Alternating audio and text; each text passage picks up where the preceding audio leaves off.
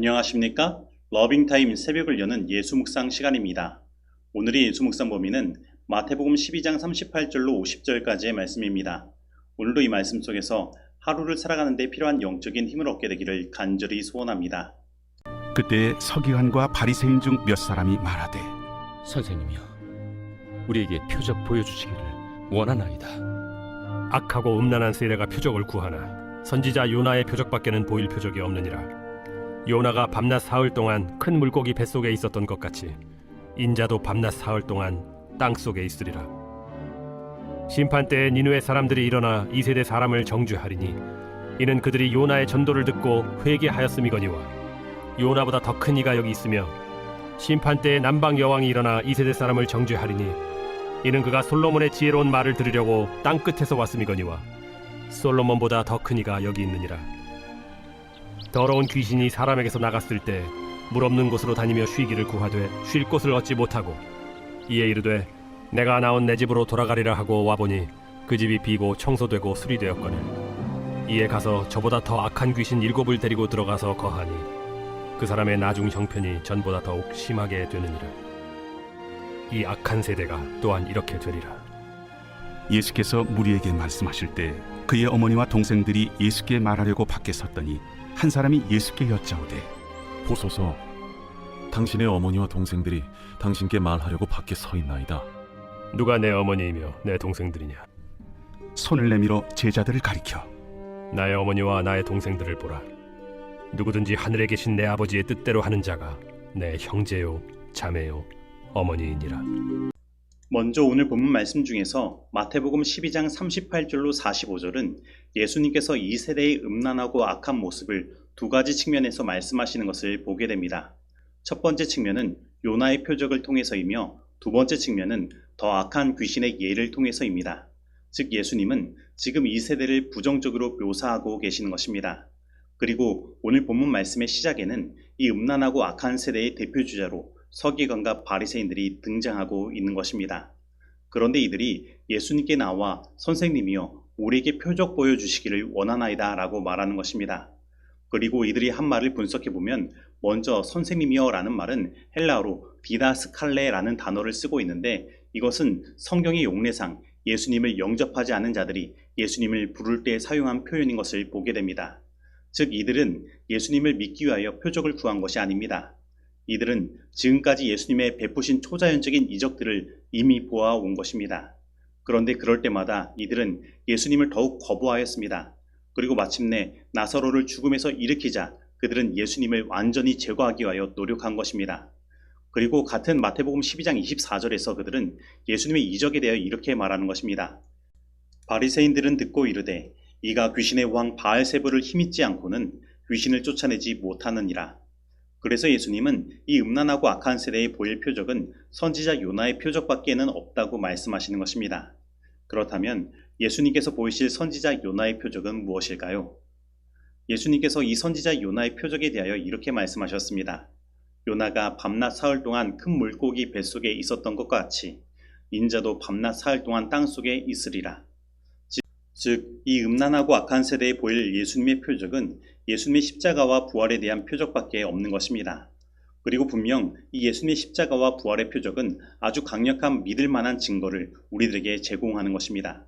그런데 오늘 우리는 바리새인들과 서기관과 같이 예수님의 십자가와 부활이 우리 앞에 제시되어 있음에도 불구하고 아직도 표적을 구하고 있지는 않습니까? 그래서 예수님을 나의 삶의 개인의 구주로 모시지 않고 그저 선생님 정도로만 여기며 성경의 지식만을 추구하고 있지는 않습니까? 저는 전도하다가 만난 어떤 한 분의 말씀이 아직도 잊혀지지 않습니다. 목사님, 만약에 예수님께서 십자가에 달리시고 부활하신 것이 사실이고 성경의 예언들이 모두 사실이라면 왜 당신들은 그것이 사실인 것처럼 행동하지 않습니까? 왜 당신들은 이 일들을 위해 성경의 제자들과 같이 전적으로 헌신하고 나아가지 않습니까? 당신들의 행동을 보면 그것이 거짓인 것처럼 보입니다. 여러분, 선지자 요나의 잠깐 증거로 말미암아 이방 나라인 니느웨도 회개하였습니다. 그리고 남방 여왕은 솔로몬의 지혜를 듣기 위해 아주 먼 곳에서 찾아온 것입니다. 그러나 요나와 솔로몬보다 더 큰 이신 예수님이 여기 계심에도 불구하고 이스라엘 백성들은 회개하지 않은 것입니다. 즉 정말로 그들은 악하고 음란한 세대임을 그 자체로 증거하고 있는 것입니다. 그렇다면 오늘 우리들은 어떻습니까? 악하고 음란한 세대의 모습에 대하여 오늘 본문 말씀은 이렇게 말합니다. 더러운 귀신을 그 마음의 집에서 쫓아내었으나 그 마음에 예수님을 모시지 않고 비워둠으로 전보다 더 악한 귀신 7이 그 마음에 들어간 상태라는 것입니다. 즉 우리가 신앙생활을 한다고 하지만 온전히 예수님을 그 마음에 모시지 않는다면 우리 마음은 반드시 사단의 영의 지배를 받게 된다는 것입니다. 그래서 서기관과 바리새인들은 예수님을 거부함으로 사단에게 지배당하여 예수님을 십자가로 몰아간 것입니다. 그런데 요한계시록 3장은 이 세상 마지막 시대의 교회인 라오디게아 교회의 모습을 예수님이 문 밖에 계신 상태로 나타내고 있습니다. 즉 오늘날 우리들의 상태가 예수님이 그 마음문 밖에 계신 상태라고 말씀하고 있는 것입니다. 그렇다면 우리가 예수님을 우리 마음의 주인으로 모시지 않는다면 어떻게 될까요? 결국 사단의 지배에 당하여 요한계시록 13장에서 말씀하는 대로 짐승과 짐승의 우상에게 경배하는 일들을 하게 되며 마지막 심판을 당하게 되는 것입니다. 그렇다면 오늘 우리 예수님은 어디에 계십니까? 혹 아직 우리 마음문 밖에 서 계시지 않습니까? 그래서 우리의 마음은 아직도 비어있지 않습니까?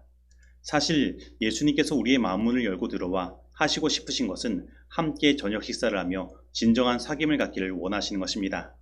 그리고 함께 식사를 한다는 것은 우리가 예수님과 한 식구가 되었다는 의미인 것입니다.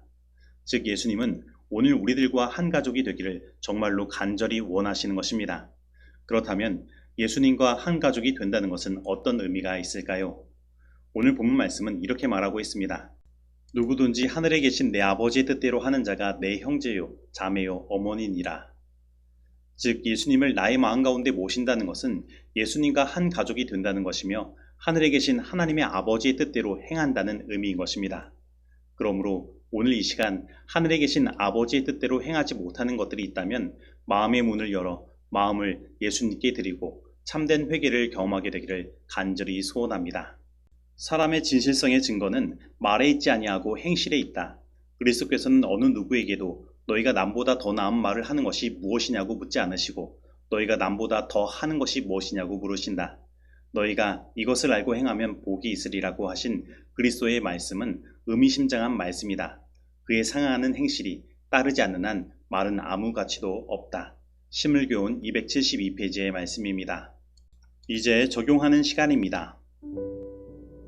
오늘 나는 예수님을 나의 삶의 개인의 구주로 모시지 않고 그저 선생님 정도로만 여기며 성경의 지식만을 추구하고 있지는 않습니까? 오늘 나의 삶 속에 예수님은 어디에 계십니까? 혹 마음문 밖에 아직도 서 계시지는 않습니까? 오늘 나는 하늘에 계신 하나님 아버지의 뜻대로 행하고 있습니까? 아니면 나의 뜻대로만 행하고 있습니까? 오늘 이 말씀 속에서 내가 실천해야 할 것은 무엇입니까? 기도하시겠습니다. 하나님 아버지, 오늘 우리의 삶 속에 예수님은 어디에 계십니까? 혹 아직도 우리 마음 가운데 예수님을 모시지 않고 문 밖에 서 기다리도록 만들고 있지는 않습니까? 우리의 신앙이 그저 성경의 지식만을 추구하는 그러한 신앙은 아닙니까? 하나님 아버지, 오늘 우리의 신앙이 예수님과 깊은 사귐이 있는 신앙 되게 하여 주옵시고 하늘에 계신 아버지의 뜻대로 행하여 예수님과 한 가족같이 지내는 신앙 될 수 있도록 우리들에게 성령을 부어주시옵소서. 예수님의 이름으로 기도드립니다. 아멘.